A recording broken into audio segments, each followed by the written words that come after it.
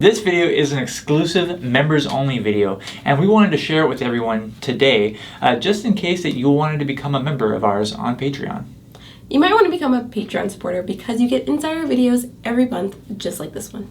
You also get access to a ton of other perks, such as early access to videos, voting for our future videos, and the best part of all, they're all ad-free. If we get a few more members, we will permanently increase the amount of videos for the insiders to twice per month instead of once per month.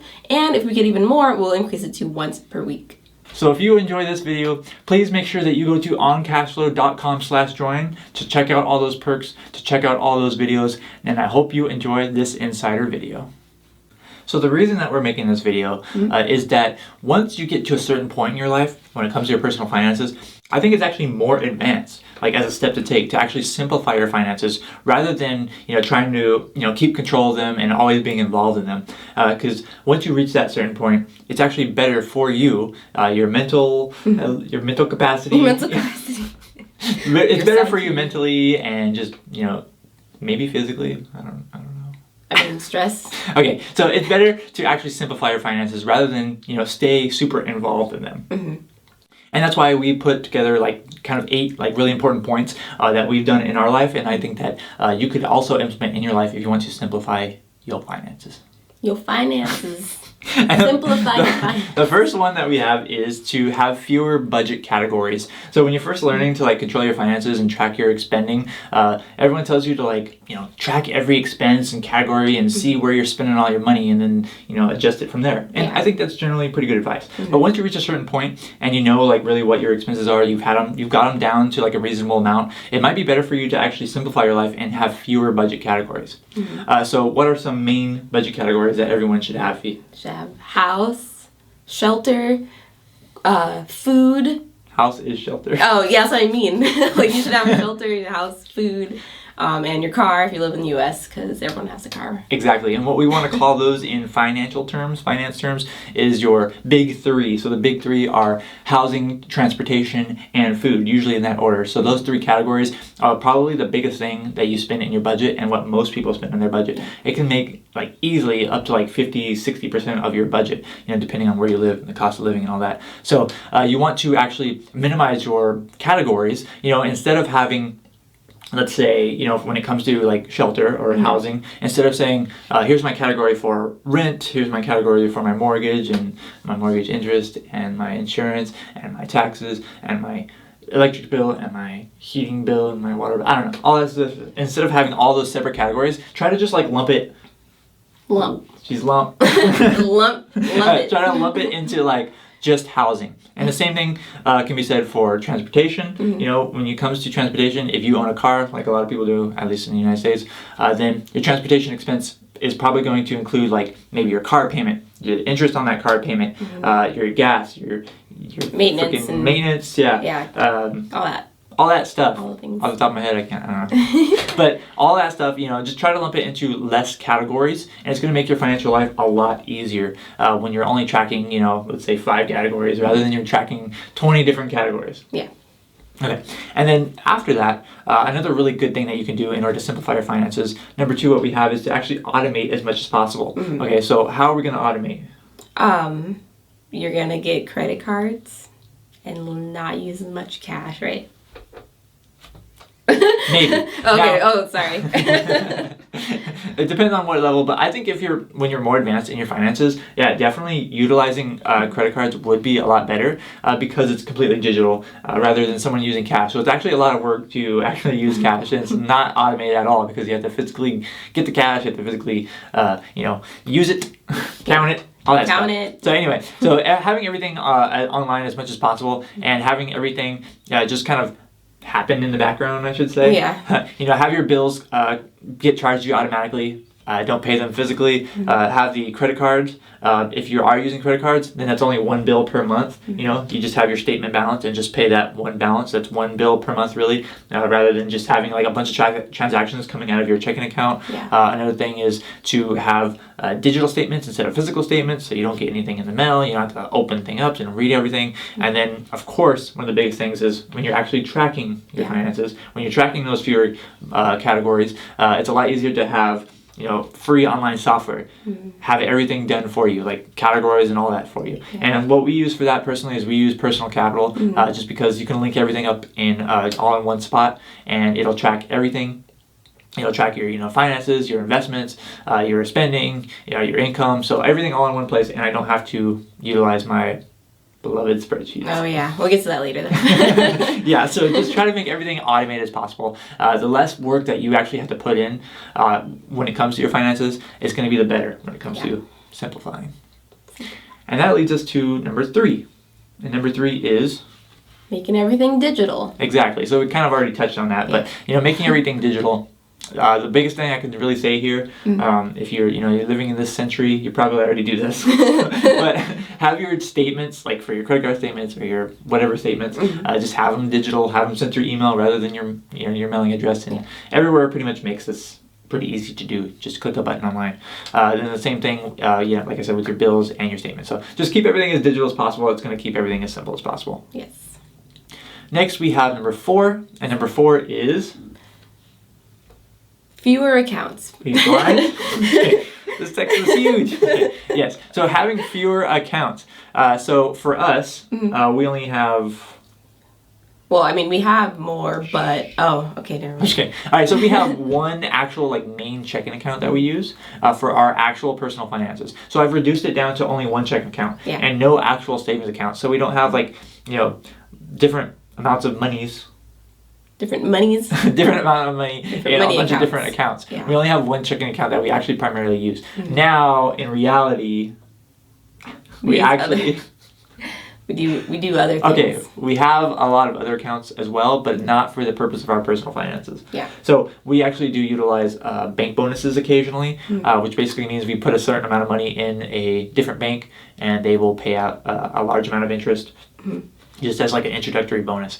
So we do that kind of on the side in order to get some, extra passive income without having to put very much work in. We get about average $100 a month for that. So nothing significant. But we just kind of do that on the side just to make a little bit of extra money. And if you're wondering if that is immoral, no, I don't think so. Oh no. Nah. No one's getting hurt. It's fine. It's fine. It's harmless. They make their money. Don't worry. Yeah. They make their money. All right. Or else they wouldn't offer it. Okay. So if you keep everything into fewer accounts, if you're actually going after bank bonuses, you might have a few more. But when it comes to actually your primary finances, keeping as few accounts as possible is probably going to make everything a lot easier. Having one checking and one savings might work for you, because when you're first getting involved, a lot of people like to use what's known as the envelope method. And if you're using the envelope method, you're not actually using envelopes. If you're using digital accounts, that means you just have a savings account open for each different goal. This is a savings account for my vacation. This is a savings account for my car. This is a savings account for my house. You have all these different savings accounts.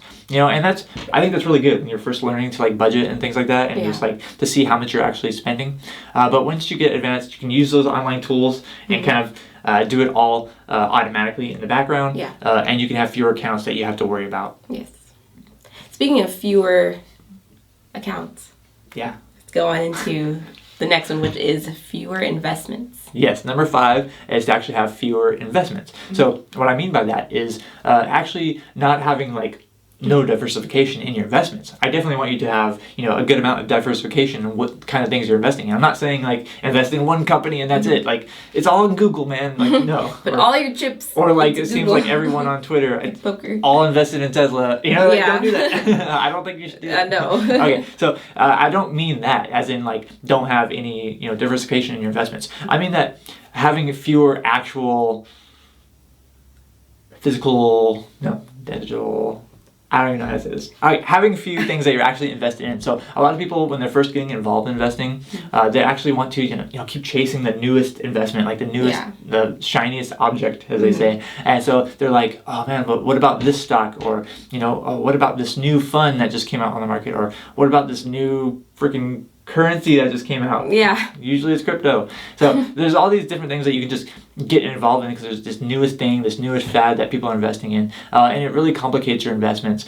So what I actually mean by having fewer investments is actually investing in fewer actual let's say funds. So we're big proponents of investing in index funds, and the beauty about the index fund is that you can invest in like one fund, but that fund is invested in multiple companies.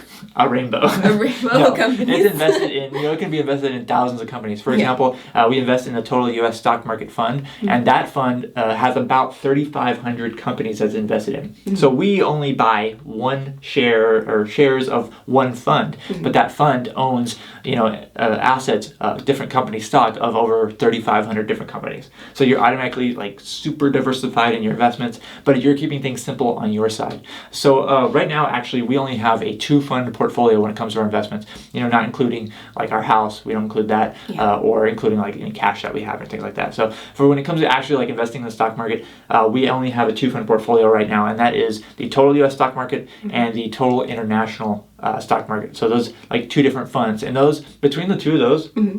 We're probably technically invested in like 5,000 different companies from around the world. So, we're pretty actually well diversified in our investments. The power of index funds. Exactly.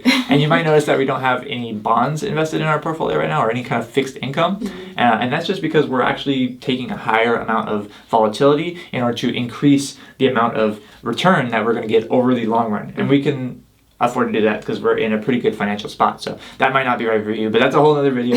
The whole point is to actually just keep less kind of investments, and it's going to keep your finances a lot simpler, and you're probably actually going to make more in your investments too if you do this. All right, and then after that we have, going back to like the cash, we have what's known as a... Wait, what? You're blind. Wait, what would you say known as a? I don't know. We have a checking account buffer, so that's number 6 on here. So I'll send you out the 7. Okay. She's blind, but I actually have worse eyes. What the heck? She has 20/20 somehow. I mean, okay. All right. So the checking account buffer. So what is that fee? Oh, basically keeping, it's not the buffer that you think about on YouTube, it's not waiting for a video to load. It is cash in your checking account that prevents it from being overdraft.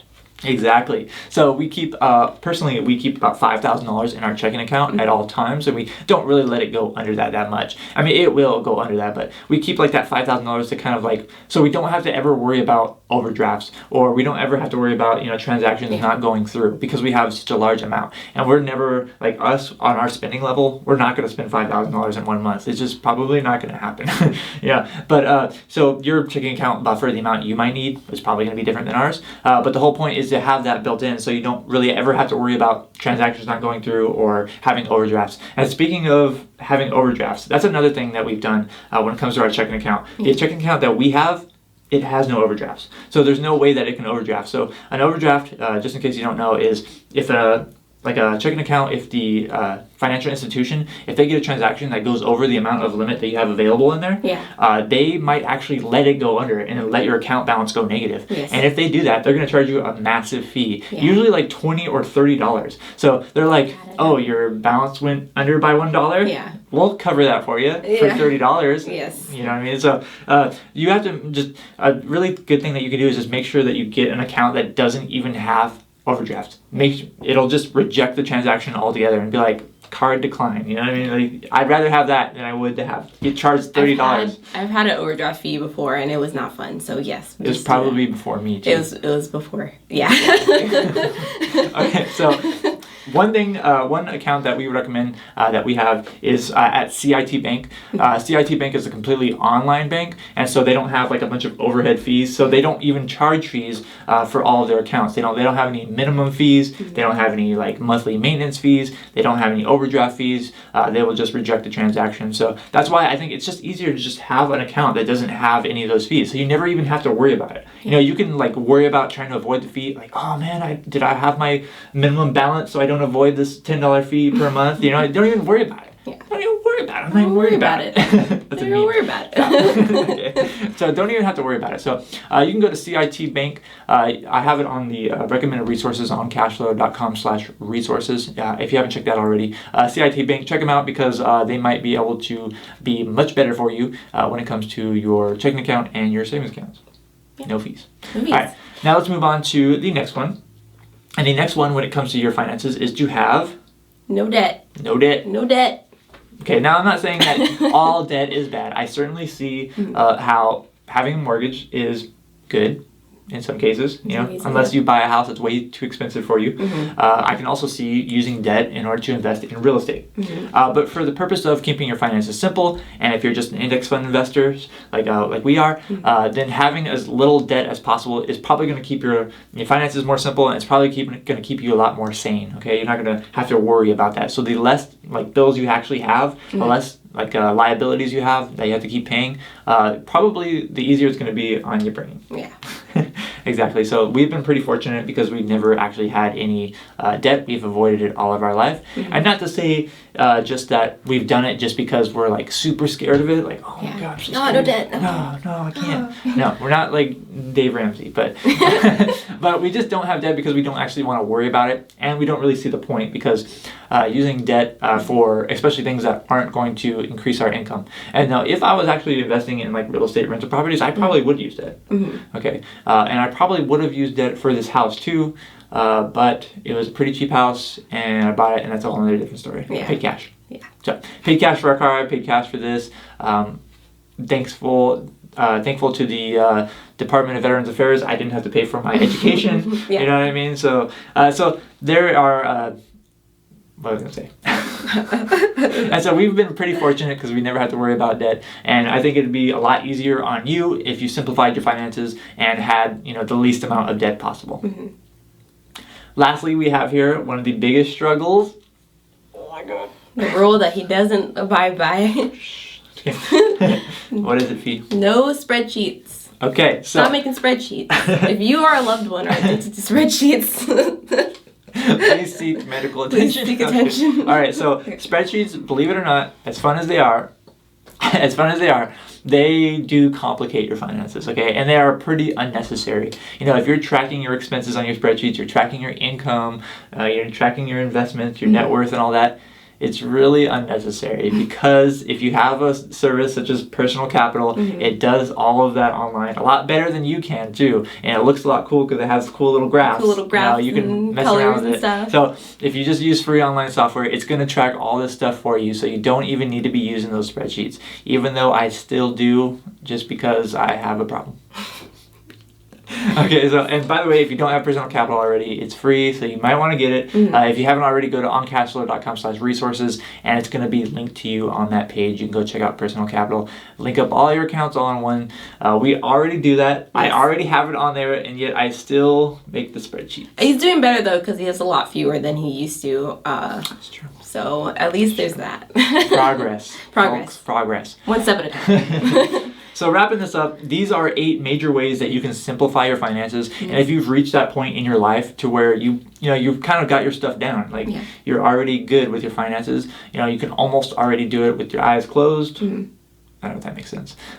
But you can go ahead and simplify your finances. It's a really great way for you to take the next step, especially if you're on the path to financial independence. Fire. Thanks for watching. We'll see you next time. Bye. Bye.